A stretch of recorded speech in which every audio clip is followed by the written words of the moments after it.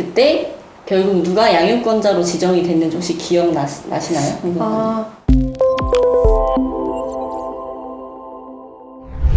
이혼을 할 때에는 양육권자가 누가 될지가 반드시 결정이 되어야 합니다. 그래서 양육권 때문에 협의 이혼이 안 되고 이혼 소송까지 가는 경우가 굉장히 많습니다. 이혼 소송하는 과정에서 서로 양육을 하겠다라고 다투는 경우도 있지만 또 서로 양육을 안 하겠다라고 다투는 경우들도 많이 있습니다. 오늘은 이혼 소송에서 누가 양육권자가 될 수 있는지 그리고 양육권 소송에서 승소하는 팁 알려드리도록 하겠습니다. 이혼 전문 변호사들이 양육권 소송 다툼할 때 굉장히 치열하고 또 골치가 아프잖아요. 네. 그에 대해서 이제 경험담 한번 좀 얘기를 해주시겠어요?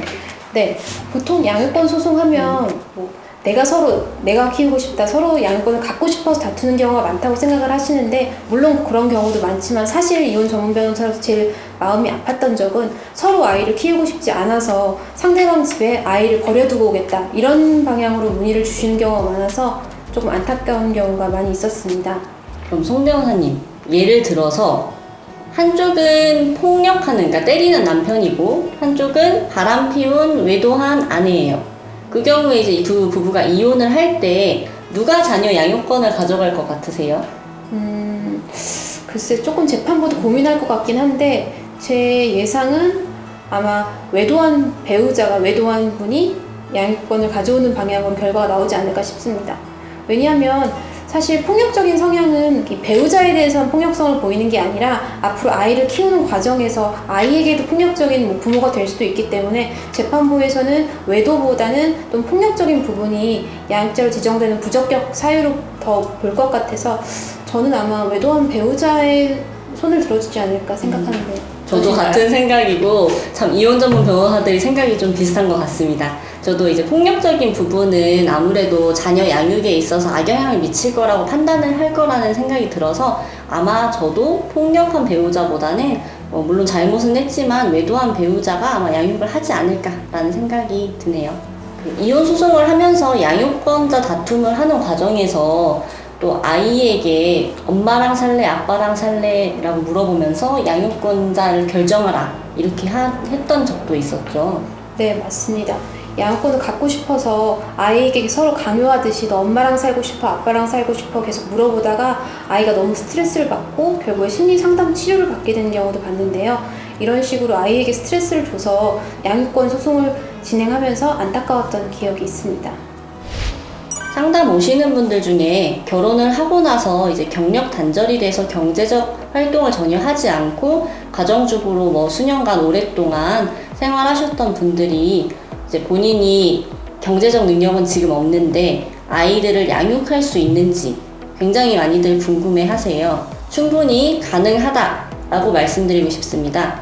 사실상 지금 현재 경제적 능력이 없지만 자녀들을 계속해서 양육을 해왔고 자녀와의 유대관계가 유지되어 있다라고 한다면 경제적 능력 여부는 사실상 중요하다기보다 후차적인 문제가 될 수 있기 때문에 경제적 능력이 없는 가정주부라 할지라도 양육권자가 될 수 있습니다. 네, 이 변호사님, 양육권 소송에서 승소할 수 있는 방법 있을까요? 네, 우선 양육권 소송 과정에서 아이와 함께 있을 수 있는 것이 가장 좋습니다. 만약에 별거를 하거나 또 소송 중에 아이와 따로 떨어지게 되는 경우가 생긴다고 하더라도 내가 이전에 상대 배우자보다 아이와 더 유대관계가 깊었다라는 점을 강조하고 좀 입증을 한다면 재판부에서 양육권자로 지정을 해줄 수 있습니다. 그러면 이제 유대관계가 깊었다라는 점에 대해서 어떻게 확인할 수 있는지 좀 궁금해 하실 수 있는데요. 유대관계가 있었다라는 거는 이제 자녀와 오랜 시간 함께 했고 그리고 또 주 양육자로서 아이들을 키워왔다라는 점을 입증을 하면 됩니다.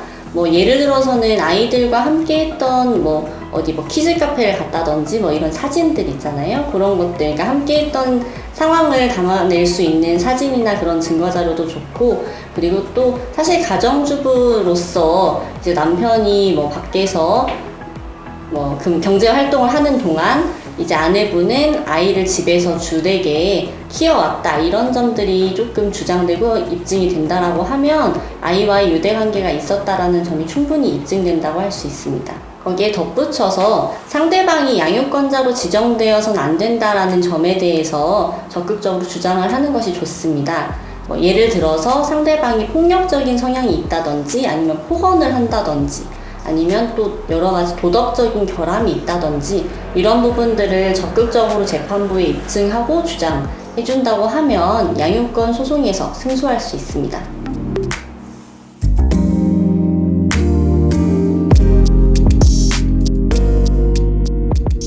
아이들 진술도 양육권 소송에서 분명히 증거로 쓰일 수 있습니다. 다만 너무 어린 아이, 초등학교 저학년이라든지 유치원생 같은 경우에는 아이 진술 듣는 게 좀 부적절하다고 볼 수 있기 때문에 이 부분은 좀 주의가 필요할 것 같습니다. 네, 송 변호사님, 저희 이혼 소송 하다 보면 가끔 아이를 데려가서 갑자기 돌려주지 않는다 막 이런 것들로 물어보시는 분들이 되게 많잖아요. 네, 맞습니다. 소송에서 이제 아이를 데리고 있는 게 유리하다는 거 알고 계셔서 소송 중간에 아이를 이렇게 몰래 데려오거나 이런 경우도 왕왕 있는데요. 이런 경우에는 유아 인도 청구라는 별도 소송을 통해서 아이를 다시 데려올 수 있습니다.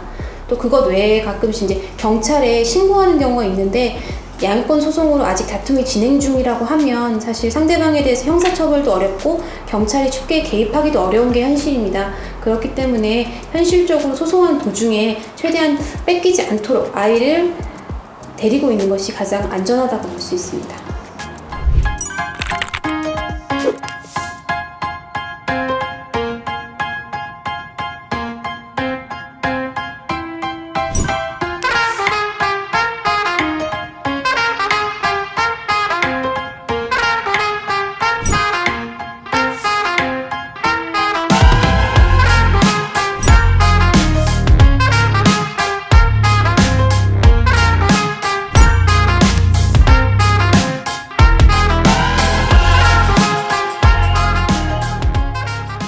네, 지금까지 양육권자로 지정받을 수 있는 꿀팁 알려드렸는데요.